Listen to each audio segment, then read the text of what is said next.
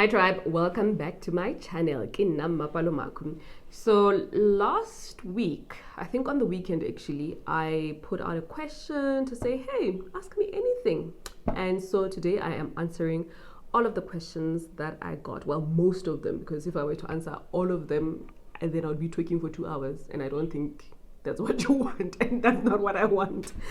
So this is the first question. Let's get right into it. Someone asked me actually, if you were to change a career, what would you pursue? It's funny because I was having this conversation with my husband, I think a couple of weeks ago, and I didn't know what my answer would be. I don't know what I don't know. But I think maybe, just maybe, I think I would have gone into law. I still have a little love for the law, an attorney of the High Court, Mabalo, Pam is like, okay, Kim K. Yeah, I think law has a little bit of appeal to me. But if I wasn't doing what I was doing, I'd definitely still be in corporate, but definitely for sure in the financial services industry, because I actually love the financial services industry. I think it adds so much value to people's lives, especially if you know the right information. Okay, so yeah, I'll still be in the financial service industry, or I'll be a lawyer. Then the second question is, I have 50,000 saved up and I don't know how I can make that amount of money to make another money. You know what? This is always such a complicated question. I know it seems like an easy thing, but for me, I always say, just don't tell people that I have 50K, what must I do? Because people will tell you, oh, I do crypto, I'm going to invest it for you and it's going to triple. So I always say, you know what, look at what is it that you want to achieve. Is it a long-term goal or is it a short-term goal? Then that will give you a better direction and say, okay, this is the type of investment I should be looking in. So I don't know if this money you're going to need in the next year or you're going to need it in the next couple of months. So those are the type of questions you need to answer first. Am I comfortable with risk? How much of it? All of those things. So I can't answer your question, unfortunately. Okay. Then someone says, hope you're well. Please let me know about building credit and if it's necessary or not. This question, we will answer it forever and ever, because I think it's such a foreign concept that you're told not to get into debt, and yet for you to access debt, they want you to have had debt before. It's a crazy concept, right? But yes, unfortunately, you do need credit. And I always say you only really need credit if you are going to buy a house or a car, because most of the time, for a lot of people, they cannot afford it. They cannot afford to buy those things cash. So you are going to have to access credit. And the whole reason of a credit score is to see that you will be able to pay on time. You'll be able to pay the amount that you said you're going to pay consistently every single month. So it's just saying, I am trustworthy and I will be able to pay my bills. That's all a credit score is. So yes, you do have to build your credit score and make sure that it stays relatively okay. And I was even saying this to Pam, that I don't have the best credit score. I really, really don't, because I don't use credit that much. And when I do buy things, most of the time I save up for. I'm extremely patient, sometimes quite annoyingly so, when it comes to the things that I want to do.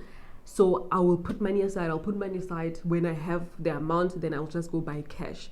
So I know it's not the same for everyone, and it's not always possible to do that. And for me, one of the things, I know a house, I'll definitely, if we were to move again, I'll definitely have to make sure that my credit score is tip-top shape again. But other times, not so much, okay? And also, don't use credit card to just buy silly stuff like clothes, things that are not going to add value to your life. I think if you are going to access credit, make sure that it's something that adds value to your life, all right? Then another question says, would you say you are financially stable or good when it comes to budgeting? I think that's the question. I would say both, but I think it's a result of knowing, being aware of my spending, being conscious and having a budget, and if I feel like things are not going the way I want them to, going back to the drawing board. So I think both. And the foundation is the biggest thing that you should think about. Building good money habits, having a budget, reviewing your stuff. I think that's what ends up making you financially stable. Because actually, I know people who make quite a lot of money, but they're not financially stable. Financial stability does not necessarily mean you're making a lot of money or less money. It's about, how do I manage my money? Okay. How do you buy a car? Make sure you know your credit score. Make sure you do have a deposit. Make sure that the car you can actually afford. I think those are the key 3 things. All right. Then someone else says, "Hi, I'm good. How are you? I would like advice on renovation planning and finances." So I am busy with my kitchen, which I have put off for the last 2 years, right? And this is my advice actually when it comes to renovating your house. Whatever amount you think you're going to spend, it will not be that amount. Just always make sure that you have 20, 30, I would dare say even 50% more than what you plan on spending, because it does get quite pricey. Things come up. So I'm in the process, and yeah. And also, I think another thing, I thought, what, in 3 weeks, 4 weeks we'll be done. It's we're nowhere. I do not have a kitchen, okay, and it's been a couple of weeks, so yeah, but have extra money and extra time. Then Annalise Siwe says, "A retirement annuity, best company and how to start." I've done a video about this, but for me it's always, is it low cost? What is the cost of investing? And how easy is it? But also, I would say, look at asset management companies like Signia, like Cautious, like Cetrix. All of them are very low cost, but there are many others. But one thing, make sure low cost. All right. And how to start? Just start. Phone them, email them, and say, "Hey, I want to open up a retirement annuity," and trust me, there will be someone who will definitely help you. Okay, but make sure that it is low cost. Then someone says, "Hey Mama, can you please explain what a trust fund is? How can I get it for my kids?" Okay, I always say, a lot of the times people do not understand the difference between a trust fund or a Unitrust, right? I think people really confuse the two. So a Unitrust is a form of investment, like an exchange traded fund or retirement annuity, similar lines, where you would put money every month, $500, $1,000, depending on what or how much you have, right? So that's a Unitrust, and an asset manager handles that for you. So it's not a passive investment, it's an active investment where an asset manager will be looking at your investment, and you just give them $500 or whatever that amount is. A trust, it's a structure that previously a lot of people used to run away from tax, but that's no longer the case. A trust is used to preserve your assets, okay? So if you're going to have a trust, some people buy houses in a trust, some people buy cars in a trust, to say that you are preserving your legacy so that your kids can enjoy the benefits of the trust, okay? You relinquish your own ownership and your assets are owned in a trust so that your kids can enjoy the benefits to perpetuity. But there are costs of running a trust. You have to have trustees. You have to have a trust deed. Every single year, there are costs of running the trust, and it's not always the most cost effective, especially if your life is simple. You just have a house, you have your cars.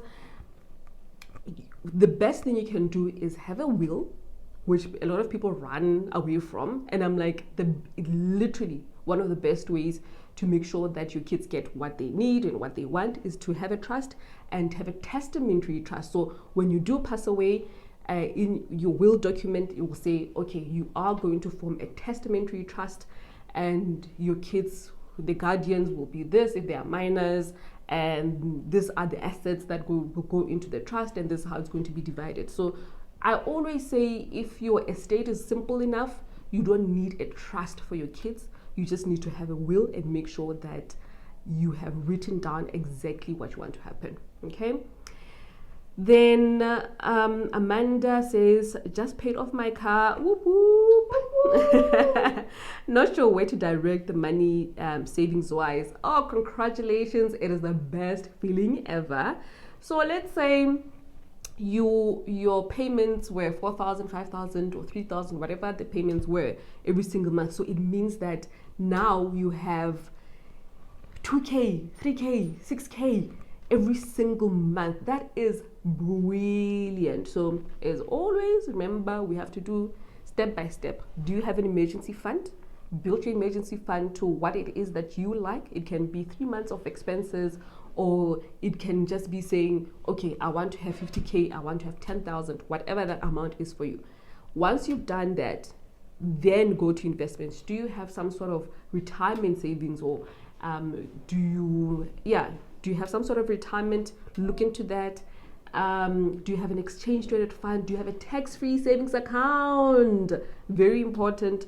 Do that as well. But I think the first thing, do I have an emergency fund? Then from there, go and say, okay, retirement, then tax-free savings investments, and build up from them. Okay.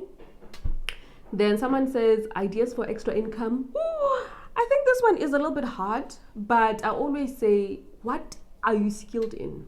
What are you good at? The things that you already have, use that. You know, we think sometimes it has to be a brilliant idea. It has to be, you have to build a Tesla. No, literally with whatever skills, whatever experience you have, start from there and see how you can monetize that. I know it's not an easy answer, but there's never an easy answer to these things. But start with the skills that you already have, okay?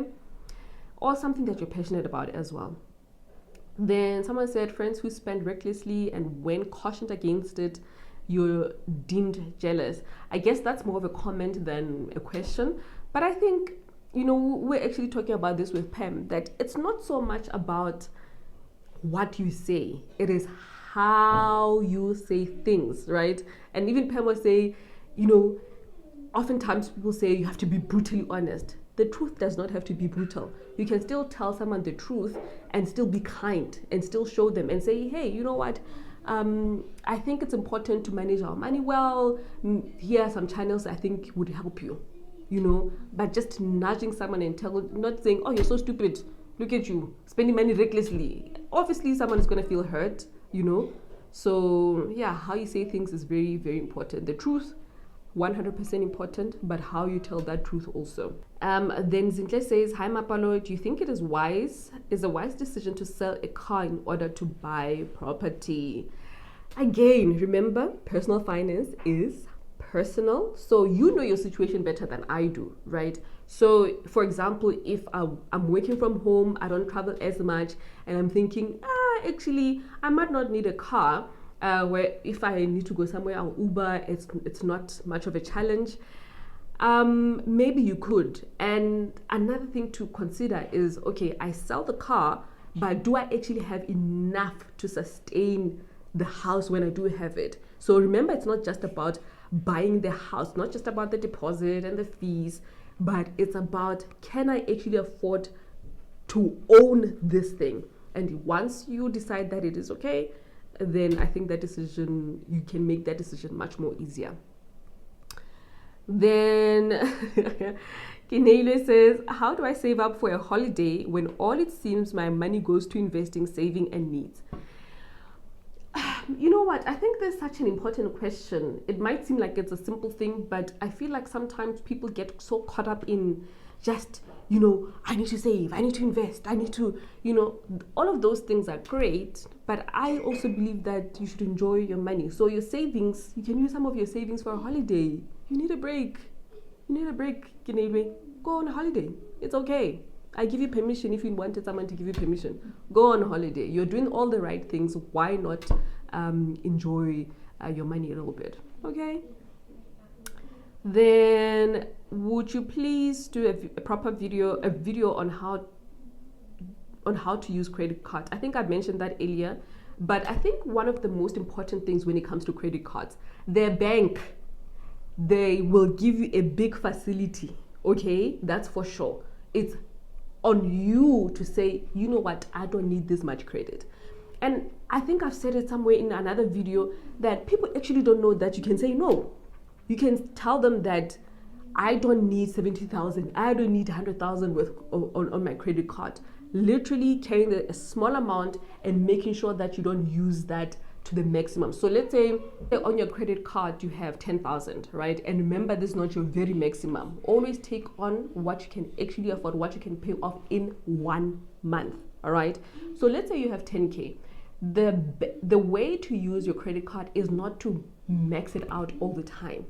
Always use maybe 70%. I think that's the they see it as a good use of your credit, that you actually don't need to be using 100% of it. So I think that's the most important thing that I will say about having a credit card. Someone asks me, when is your next book?